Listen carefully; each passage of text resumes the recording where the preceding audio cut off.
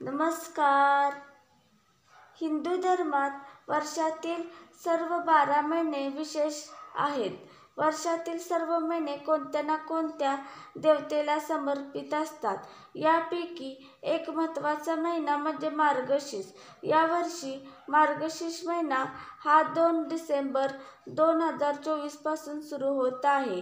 या महिन्यात गुरुवारी महालक्ष्मीची पूजेचे विशेष महत्त्व असते. आपल्याला कुटुंबाला धनधान्य समृद्धी मिळावी आणि कुटुंबातील सदस्यांना उत्तम आरोग्यही लाभावे या हेतूने सवाष्णी महिला हे व्रत करतात.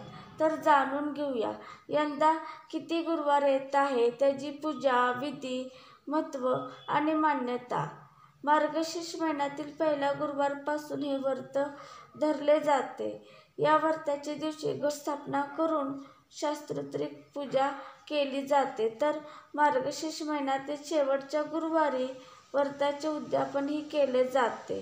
यंदा 2024 मध्ये मार्गशीर्ष महिना 2 डिसेंबरपासून सुरू होत आहे आणि या महिन्याचा पहिला गुरुवार हा 5 डिसेंबरला आहे.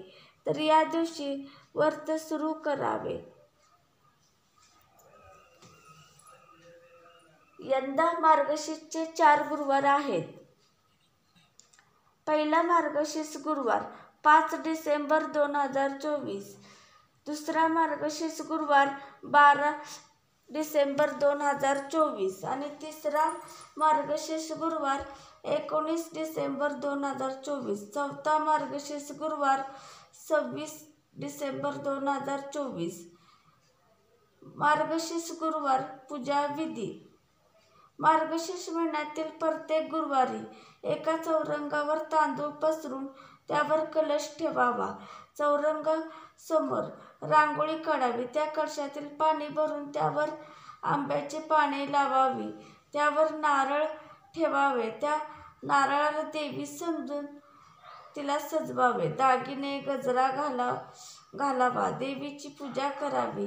हल्ली देवीचे मुकुट, पोशाख, दागिने, पूजा साहित्य सर्व बाजारात उपलब्ध असते. पूजा झाल्यानंतर देवीचे महत्त्व आणि कथा देवीचे महात्म्य आणि कथा याचे वाचन करावे. देवीची आरती करावी. गोड पदार्थाचे नैवेद्य दाखवावा. शेवटच्या गुरुवारी या व्रताचे उद्यापन करावे. ब्राह्मणाला दान द्यावे. सवाष्णींना बोलवून हळदी कुंकू करावे.